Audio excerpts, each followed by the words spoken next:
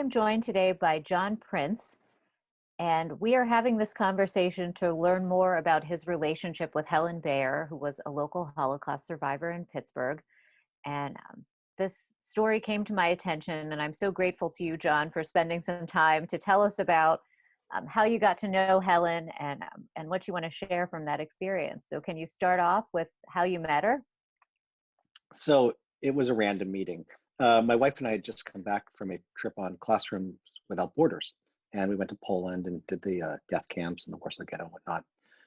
And I recall it must have been a Saturday. We were in my mother's car. We had our dog with us, a little poodle, and my kids, and we went to Northumberland Market. And my wife had gone inside to get a sandwich, and I guess it took longer than I anticipated. So I went inside to see what she was doing. And as I was walking in, Helen and her niece Anita were walking out. And I don't know what the reason behind it was, but I said to her, hello, and she said hello. And I said, where's your accent from? And she said, I am from Lodz, Poland. And I said, my grandmother was from Lodz, Poland. And then from there, I recall that she had gone into something about, she was in the Warsaw Ghetto. I don't really recall the specifics. And I said, oh, we just came back from a Classrooms Without Borders trip and whatnot. And I looked to Anita, I said, well, where are you from? And Jennifer said, well, you can't ask these people all these questions. I said, well, why not? I'm curious. So she said, oh, I'm from Canada. And Anita's just a charming woman. And I said, well, how do you visit this woman on a regular basis? And Jen said, please, why are you asking these questions? I said, no, I need to know these answers. So she said, well, we come, 3 or 4 times a year. And I said, so wait, that's like 8 or 9 days a year? I said, that's not acceptable. And Jen was looking at me, she said, well, what are you doing? I said, I'll visit her. And I said, Jen, did you get the sandwiches? And she said, yes. We got in the car. I had given Anita my card. I said, this is my business card. I said, I will visit your aunt. We drove away. You realize what you just did? No, what? She said, you just, I guess I have to visit her. So the following week, I went down to Weinberg and I said, I'm Jon Prince. I'm here to visit Helen Bayer. And they said, is she expecting you? I said, I don't think so. So I went in and Helen, and she was a very regal, elegant woman. I mean, I can't stress that enough. There was I like the word regal. There was a regal quality. She was a very strong, good woman. So I said, hi, I'm Jon. And she goes, what do you want from me? And I said, not really anything. And she says, why are you here? I said, I told you I was going to come visit you. And she goes, well, what do you want? Now, as a backstory, Helen had mild dementia at that time, and I guess paranoia was part of it. So finally I said, there is something I would like. I'd like a cup of coffee.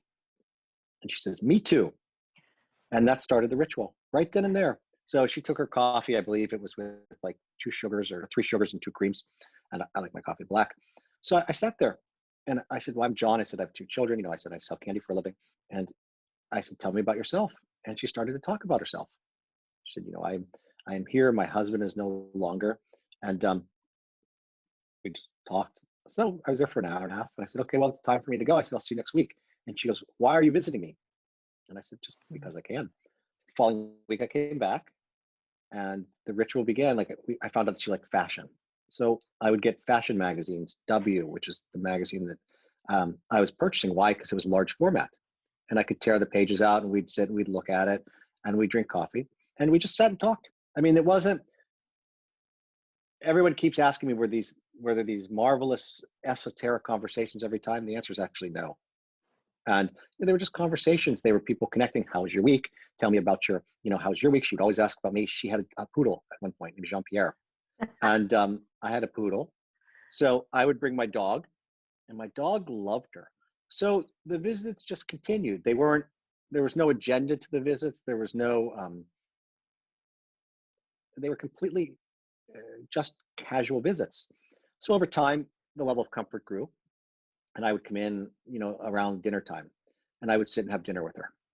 And I would sit with her. There was 3 other people at her table, and I got to know her. And she was a terrible food pusher, just like my grandmother, which is good, right? And I would sit and I would have dinner with her, and we'd talk. We'd gossip about the different people in the building.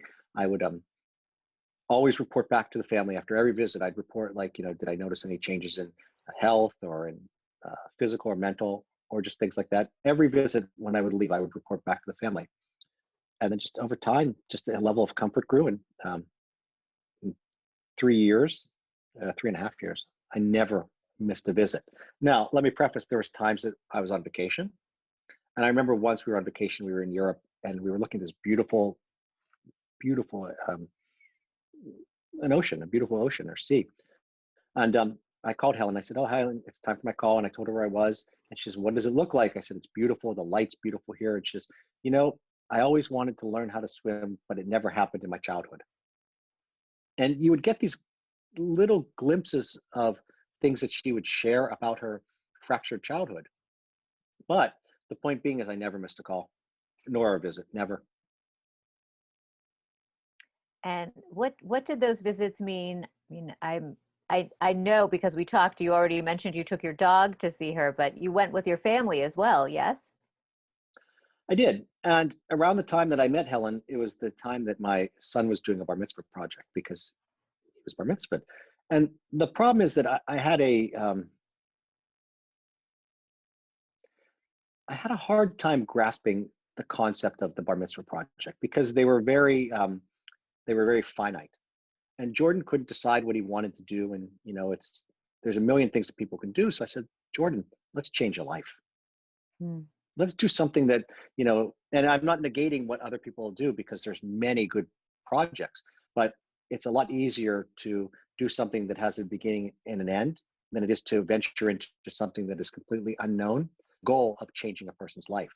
So I think that was the impetus for it. And, with my children being at that point, Jordan's 13 and 6, Hmm. I had to I had the opportunity, a marvelous opportunity, to expose them to something that they'd read about. For example, they will study the Holocaust, as all Jewish kids can study the Holocaust. Hmm.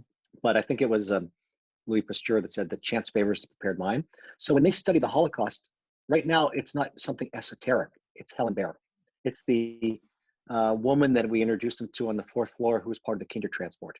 So we took something that was, again, esoteric, something that was gray, and I made it very black and white for them, which was part of what I wanted to do.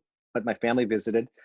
I, I would say that I visited 95% of the time, but that doesn't negate the fact that whenever I traveled, I insisted that Jen would go down to visit her and to bring her kids. Mhm. And it just, we just visited her. Ah, it's so powerful. And when I spoke with you before, you're very modest about what you were doing. Um, but it's something that we think about a lot. And so I still want to hear about your visits. I want to hear about how your visits changed in recent months with new guidelines because of the pandemic. And I'm asking this because a concern that we always have is isolation of our seniors and especially our Holocaust survivors.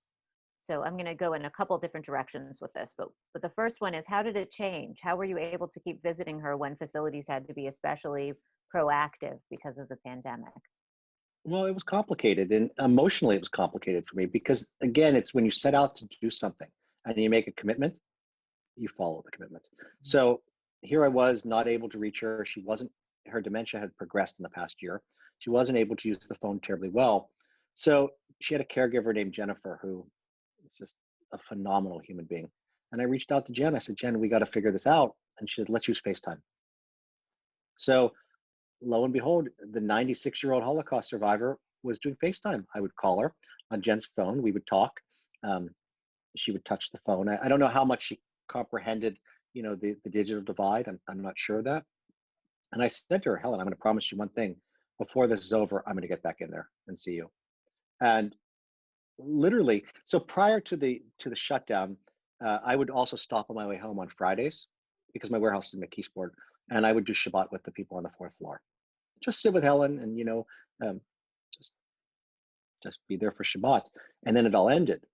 So for a good period of time, they were biweekly FaceTime visits, and then toward the very end of Helen's life, we were able to come back and we would talk through plexiglass. So Jen would hold the phone to her ear, and I would talk to her through the plexiglass, and that's how we did it.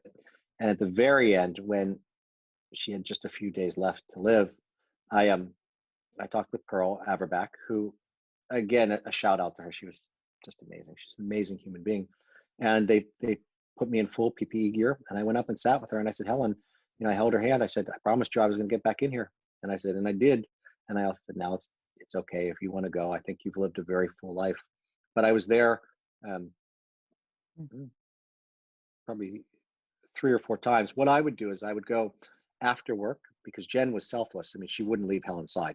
And this was the magic about Helen. Helen had this power on people to care for her. And if you look at her story, and the random acts of kindness that helped her survive, I mean, she's definitely under a very lucky star. But the point is that Jennifer was working, rather long hours. So I would stop and I'd pick up dinner for Jen, and then I would drop off dinner for her, and I would go and sit with Helen, and then I'd go home to my family. And another thing that we know happens with Holocaust survivors at an advanced age who are working with caregivers, often the caregivers don't understand what the survivor went through. So how did you work with Jen to help her better help Helen? So there was an interesting twist to this question. Helen had a tendency to walk endlessly. She would walk to the point of just sheer exhaustion. And I mean, honestly, I couldn't keep up with her. And I would come there and I said, is Helen okay? And they're like, she's walking again. And she would just walk, for hours and hours and hours. And it never dawned on me that perhaps the reason was that during the war, she was in part of the death march. Now, obviously, I don't know whether this is the validity of this claim, but I would assume that this probably played a role in it. So I said to Jen, I said, do you understand what Helen has gone through? And she said, not really. So I looked up in a chronological order everything that Helen went through: the Lodz ghetto, the Warsaw ghetto, the deportations, Ravensbrück, Buchenwald, and then the death march. And I sent her the Wikipedia pages by text. And she looked at me, she says, I never realized that someone could survive this. I said, well, funny that you should mention that. I said, probably 99% didn't survive this. And then she said to me, maybe this is the reason why Helen is walking so much. And I said, we'll never know the answers to that. But I said, at least now you understand the fortitude that Helen Bayer has. So that's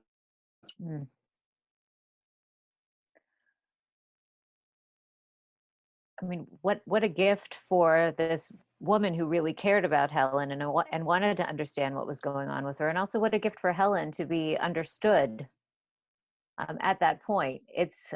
This is something that's actually something that tortures me, is that when I think of Holocaust survivors with dementia, we do know that they're reliving experiences from their childhood and how traumatic those experiences must have been, that all is coming back for them. For the people around them to understand what's going on makes a huge difference in the quality of care that they're receiving. So that was a really important contribution. It's one of those lessons, Mm-hmm. but also a lesson that was learned late that perhaps could have been learned earlier.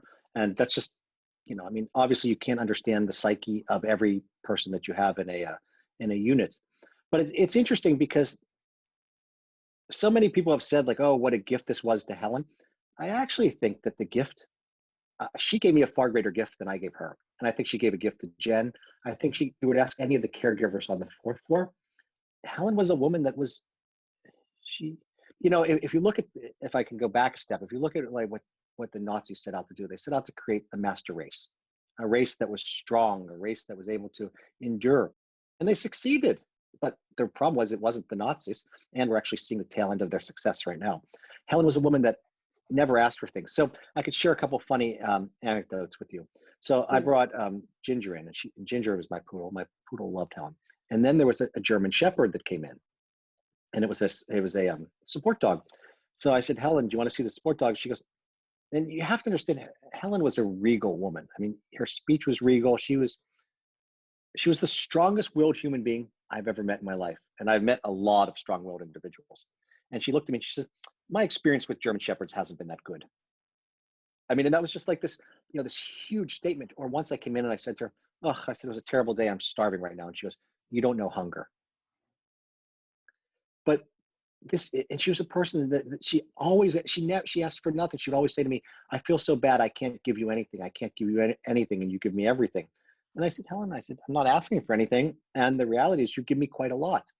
So it's interesting because perhaps if the caregivers knew the psychological profiles of the people they're caring for, it might make life a little bit better. But the reality is that if I took one person, Jennifer, who has no knowledge whatsoever of the Holocaust, the ramifications, um, the deprivations, and taught her something, then guess what? I did a great job. One person, because guess what? She'll tell somebody, and then she'll tell somebody, and then the story continues. That's our job. It really, it was an incredible thing that you gave her that knowledge, and that she was able to see how much that fit with her role in Helen's life. And what you said really resonates, because we think a lot about how we preserve the memories of the Holocaust survivors and what a challenge that is, especially as they all reach an advanced age. And that's the situation we're faced with now. Um, we know that their family members have a special part to play in carrying on their own family's stories, but people like you also have a role to play by the example that you set, being, becoming Helen's family in Pittsburgh and carrying on her memory. It's the oral tradition. I mean, the basis of Judaism has been the oral tradition. So if she's not around anymore, there's oral tradition. I do. Our conversation right now. Someday my kids will say to their kids, God willing, they'll say, "Oh, your grandfather, he met this woman in a grocery store." But they'll also say, "Oh, and tell me about this woman. She was a Holocaust survivor, and he I hate saying I cared for her because I don't know if I wasn't her caregiver. I just was her friend."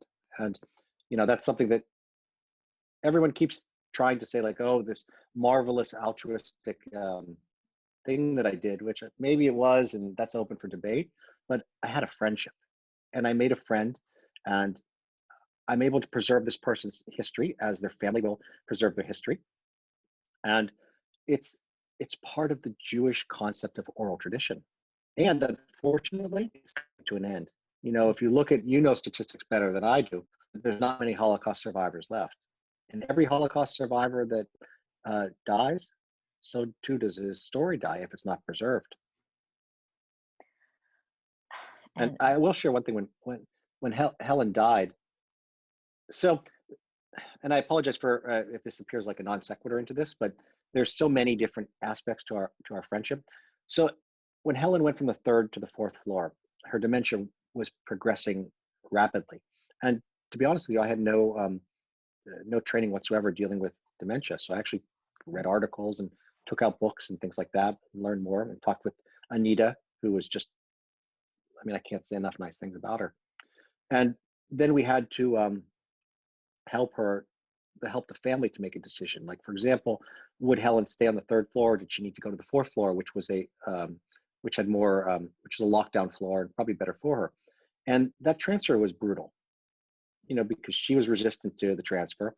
And I would go in there and she would tell me to go away and never come back again. And, I'd come back and Jen would look at me. She says, "Are you okay?" I said, I said the worst visit. And, it's hard not to take these things as ad hominem. They weren't attacks on me. They were a person that was dealing with a million different variables in their head.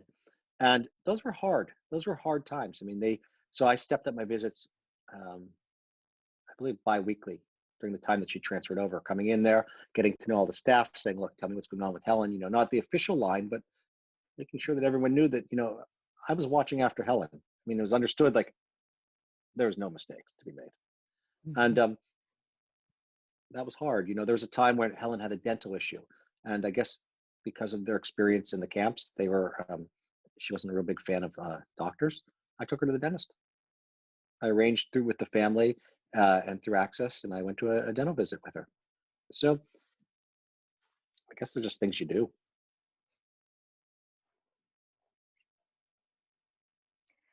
many people don't do these things, Jon. So you're very modest, and was just one thing that you said really resonated. Many things you're saying resonate, but one of them is that you got to know Helen. So this is something people know, that they're survivors of the Holocaust, and few people get to know Holocaust survivors as people. So from talking to you, we know how Helen liked to drink her coffee. We know that she liked fashion, and that's a gift.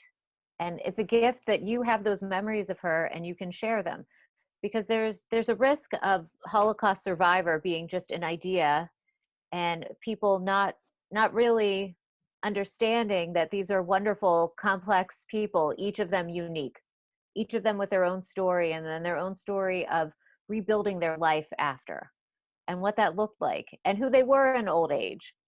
I mean, Well, what a gift. that's also something that we had brought up earlier in discussion. So I knew Helen's story.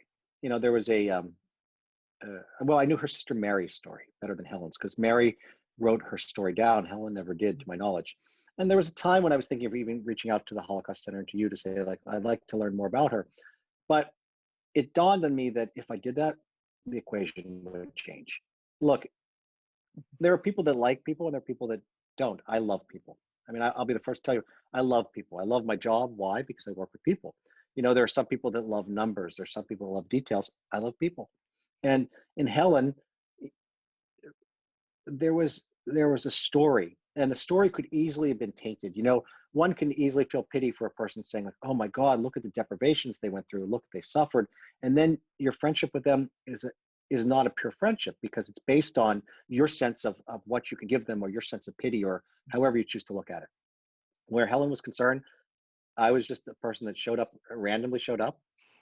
I We both like reading fashion magazines. I like them. She liked them. We both like coffee. I actually, there's a funny story where I went to the JA and kind of cajoled them to put coffee dispensers on each of the floors, just because it made me crazy every time I was there that I have to run downstairs to get the coffee. You could reach out to them for that story. I'm sure that they would love to tell you what a pain in the ass I was. But the point of it is that, you know, everybody is a multitude of experiences and ideas. And had I gone in there as Jon Prince wanting to befriend a Holocaust survivor, we wouldn't be having this discussion. It was a random thing. But when you think about the concept of random and you think of the concept of Basheret, now, had I not gone on the Classrooms Without Borders trip, which by the way it was traumatic. I remember swimming at the JCC.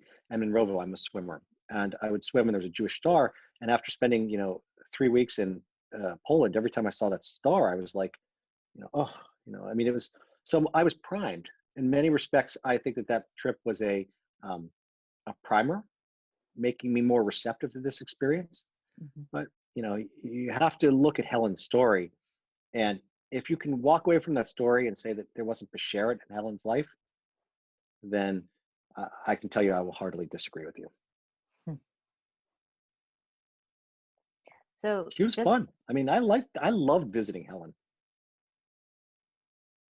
I mean, it comes across that this was a very special relationship, and that you had to work for it. It's not like she was there. She wasn't looking for you, but she was open to you, and you were able to communicate in a language that she understood and enjoy your coffee together. And it's beautiful. Well, I'll tell you a funny story, and there's so many anecdotes. And after Helen died, I will tell you it was difficult for me because it was one of these things like that I just did.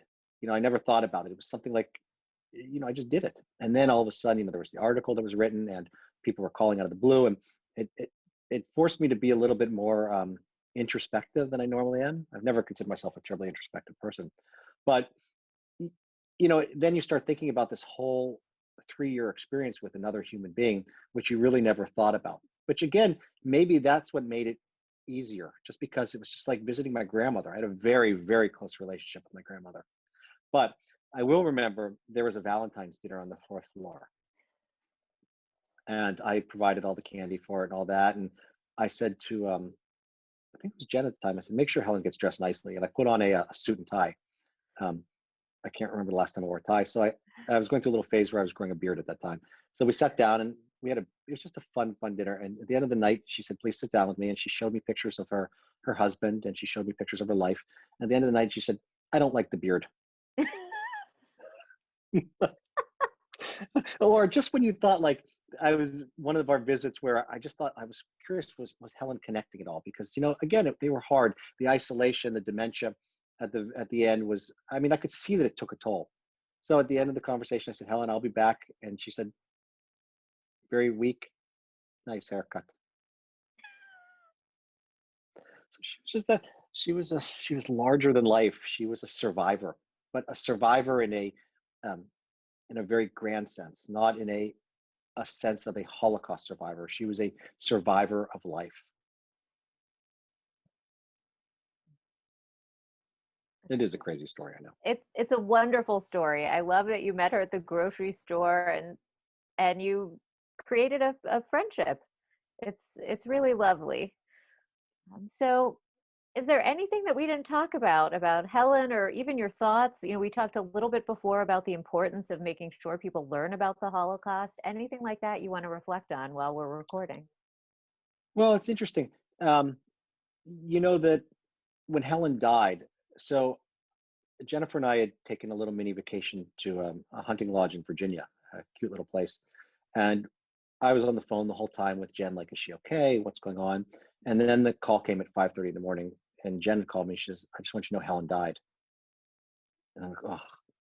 So I'd been in touch with the family on a pretty regular basis, again, because I guess we knew that the end was coming. And I was speaking with Anita and Christina, her other niece, and they couldn't come to the United States because of the quarantine. So it's the onus of making sure that she had a proper burial. It was daunting. So I reached out to the family, and they said, look, I said, look, I'll take care of this. And I said to Jen, we have to cut this vacation short. And we drove home. Ironically, we drove home for the funeral. And all the time I'd been in touch with Ralph Sugar, she had wishes, and her wishes were that she had a proper Jewish burial, and that it said Holocaust survivor on her tombstone. So I had reached out to a dear friend of mine, Morty Rudolph, and we arranged for her funeral. I wrote the eulogy in the car, and it, it, of all the things that we had to do, it was probably the most surreal, and again, I'm sorry to reuse this word, but daunting, because again, every story has a beginning, middle, and end. And I think they always say of the best stories, you only remember the beginning and you remember the end. And there was no detail spared. We arranged to have Zoom so the family could be there. And in the end, I laid to rest a treasure, a Jewish treasure, a dear friend, a a Holocaust survivor, a treasure. And I've never been asked to do that before for a non-family member.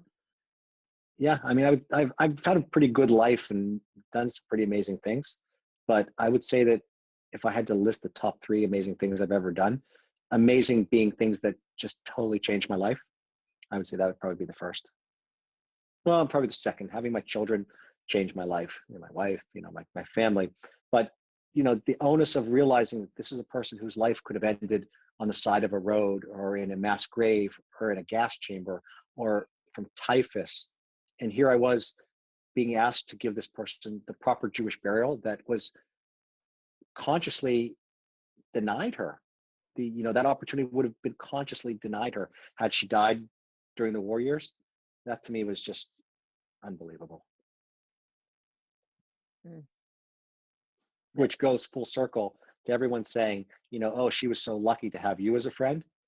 Now you can understand that in reality, I was probably far luckier to have her as my friend. Mm. It's such a wonderful story.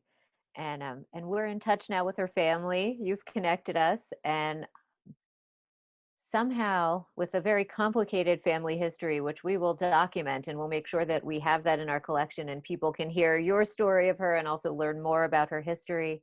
The family has collected quite a number of documents. They've preserved these things, documents and clothing, and wonderful materials from an unusual story of survival and life after, an unusual story, an important story. And I mean, as I said, I don't want to give the impression that all these stories group together. Each person's story is unique. But this is a very special story. And what you were able to do with the family in Canada, not here, couldn't be here because of the current circumstances. Um, you really did. The whole thing is a mitzvah, Jon. Just a beautiful, beautiful story. And I Well, hope it inspires people. I mean, it unfortunately we often forget about our seniors. We ignore them, and you were able to bring a very special relationship to Helen in the last years of her life. And as you have told us so beautifully, you feel that it was a gift to you. And it's a beautiful thing. It's a beautiful story. That's why I wanted us to record it. I would like to add an interesting thing. So I've always been interested in Judaic study. I study on a regular basis. I mean, everyone has their adherence to rituals that works for them. I'm not a huge ritual fan, but the concept that Ahavat Yisrael, the love of a fellow Jew, you know, it's so easy to study esoteric concepts, but to be given the opportunity to take something that you've learned about and you've read about, and it's been, you've read 14 million proponents of it, and to be able to make it real. I mean, this was, if I often think to myself, like, I mean, I know myself fairly well, and I mean, I couldn't imagine this happening to me, to be quite honest. And yet, on the flip side, it happened for a reason, and um, I hope people do this on a more regular basis, because the reality is, if you think less about what you're doing and do more of it, you'll find that in life sometimes things just work out as they should. And there's so many opportunities. Maybe there won't be opportunities for Holocaust survivors as they go away, but there will be opportunities that for people to connect other people. And obviously it's nice because our bias here is Judaism. If Jewish people connect with other Jewish people in need, but that's maybe not a necessity, but there is a necessity to connect. And that's one of the luxuries that I've had. I had the time. My wife made time for me to fit this into the schedule. We would say things like, "Oh, do we have to come back from the trip early so you can visit Helen on Sunday?" I said, "It's a non-negotiable." And she would say to the kids, "It's non-negotiable. That's what your dad wants to do." So I would be remiss not to say that the support that I had behind the scenes allowing me to do this was great. And again, it's just, I think Nike came up with the slogan, "Just do it." I just wish people would do it. It's not that hard, and it's pretty darn fun. It gives me an opportunity just to slot in something that for anyone who's listening to this, if they get confused, your wife is Jennifer and the caregiver was also Jennifer. So when Correct. they hear, so I Yes. called Jen, and I mean, it's clear who you're talking about in context, but I kept thinking that's going to confuse people. Well, Um, so the kids would say to me, "Who are you on the phone with?" I said, "Guys, I'm on the phone with Jen." And they'd be, "Oh, can you ask her if she could bring something home?" I said, "Oh, it's not that Jen. It's the caregiver." "Oh, okay." Yes, it was, again, and I'm flattered to have this recorded. I was, it's a pretty darn important thing in my life. So there you got it. it's wonderful, and it's an example.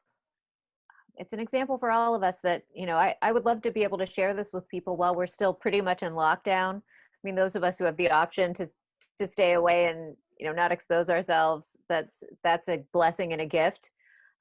But many of us are separated from other people. When we can be together again, I hope that we'll take this lesson with us, that, we can connect with people and form meaningful relationships and, you know, be important to each other in a way that we've always been able to do that, but so often we don't, right? Well, as I Even when we said to could. Helen at the end, I said, I will get back in there. And I did, and, just holding her hand at the end, and Jennifer being there too, the caregiver, of course, Mhm. it guaranteed that she didn't die alone.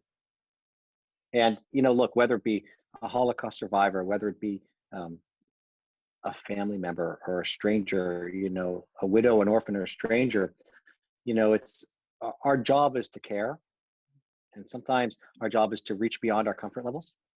And that's just what you got to do. Mm. Well, it's so wonderful. Thank you so much. I hope that we'll continue this conversation and that we can get you involved with us in other ways. It's just, you've set a beautiful example for all of us in the community and beyond, and I hope that people will carry on in your example. Oh, thanks. No, I will tell you, my wife has forbid me to talk to people in grocery stores anymore, but that's okay. I was never a good shopper to begin with. Well, if you hang outside, that's when you really get into trouble, I think. I think I'm not permitted within 50 feet of a grocery store anymore. Oh, that's too funny. But oh, it's such a gorgeous story. I love it so much. Thank you, John. Oh, it's my pleasure. Thanks. Yeah. Okay.